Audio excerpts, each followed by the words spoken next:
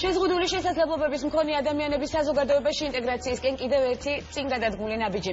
საქართველოში ინოვაციურ იდეებზე მომუშავე ჯგუფმა უსინათლო პირებისთვის სპექტაკლი დადგა. პროექტი, რომელსაც საქართველოში ანალოგი არ აქვს, წარმოადგენს ფრაგმენტებს, წარმოგიდგენთ ახლა ელენე გუგბერაშვილის სიუჟეტში.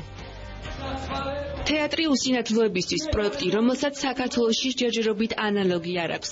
კრეატიულ და ინოვაციურ იდეებზე მომუშავე ჯგუფმა Prover პროექტმა სპორტისა და ახალგაზრდობის საქმეთა სამინისტროს მხარდაჭერით უსინათლო ბავშვებისთვის 4D სპექტაკლი წარმოადგინა. უილიამ შექსპირის შობის მე-12 ღამე, ანუ როგორც გენებოთ, სპეციალურად უსინათლო ბავშვებისთვის რეჟისორმა ლაშა ნოზაძემ დადგა. სპექტაკლში ეგრეთ წოდებული შეგრძნებითი ეფექტებია გამოყენებული, როგორიცაა წვიმა, ქარი, ყვავილების სურნელი, ზარები, რაც ხელს უწყობს უსინათლო მაყურებელს სრულად შეიგრძნონ დადგმული პიესა.